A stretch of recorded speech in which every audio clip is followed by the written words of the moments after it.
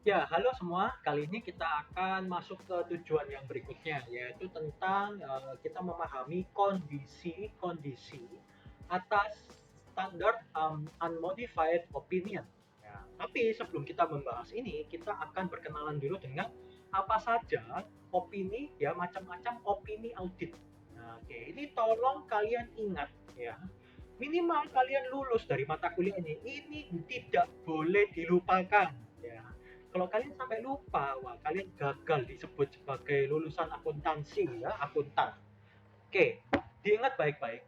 Opini audit itu diterbitkan oleh ya, KAP ya, oleh mereka yang CPA yang sudah dapat gelar Certified Public Accountant. Mereka yang punya Certified Public Accountant itu bisa mengeluarkan opini, di mana opini sekali lagi itu adalah hasil akhir ya daripada kerja keras dari para auditor menerbitkan opini. Nah, opini itu bisa terdiri dari 5 macam, tergantung kewajaran daripada laporan keuangan klien. Sekali lagi ya, opini audit itu akan menerbitkan opini apakah wajar atau tidak wajar atau bahkan tidak memberikan pendapat. Oke, mari kita lihat 5 macam opini. Yang pertama, jadi ini semacam hierarki juga ya. Yang paling atas ini paling bagus, semakin ke bawah semakin tidak bagus. Oke, jadi investor investor tuh selalu mau kalau dia mau menanamkan modal di laporan keuangan yang mendapatkan opini WTP. Ini yang pertama, WTP, wajar tanpa pengecualian. Ini adalah opini yang paling bagus dan sebenarnya tidak sulit mendapatkan opini ini. Nanti kita lihat kondisi-kondisinya.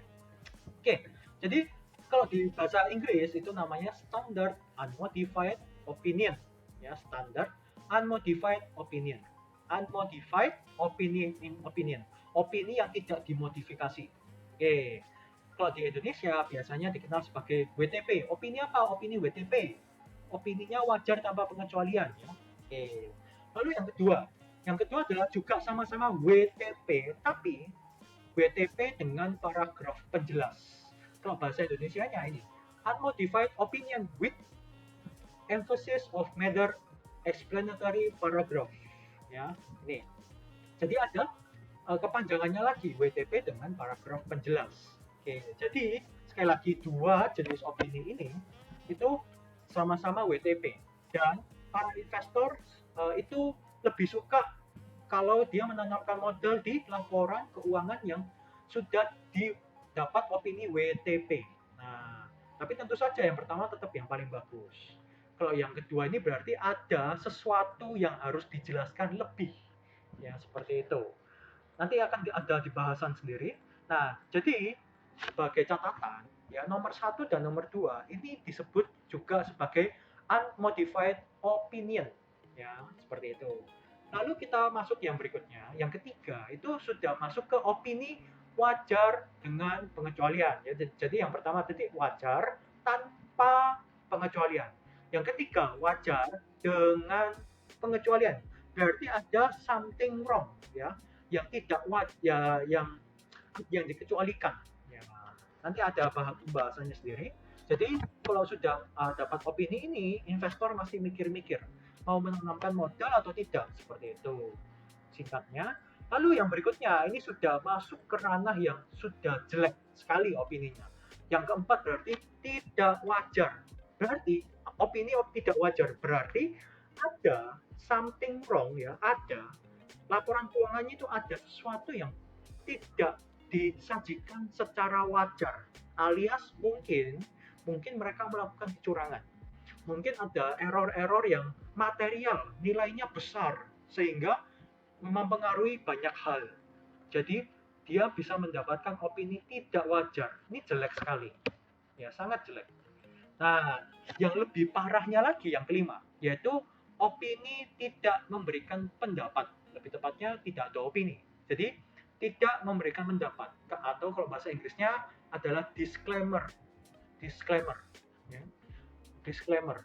Kalau yang tadi tidak wajar itu bahasa Inggrisnya adverse. Ya. Adverse ini seperti menghindari. Ya. Jadi tidak wajar. Nah, itu yang kelima itu disclaimer. Jadi tidak memberikan pendapat. Ya jadi saking parahnya, lebih tepatnya bukan saking parahnya, auditor itu ketika mau melakukan audit itu tidak bisa, banyak dihalang-halangi oleh pihak perusahaan. Sehingga karena mereka tidak bisa bekerja, tidak bisa mendapatkan bukti, akhirnya mereka tidak bisa memberikan pendapat.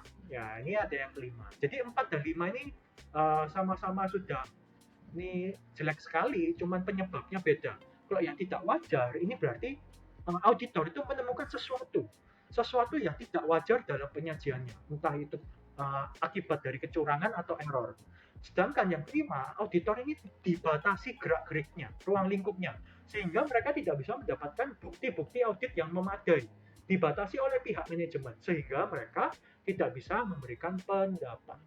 Ya, seperti itu. Jadi, 3, 4, 5 ini termasuk modified opinion ya. 3 dan 4 lebih tepatnya ya. Opini wajar dengan pengecualian, opini tidak wajar.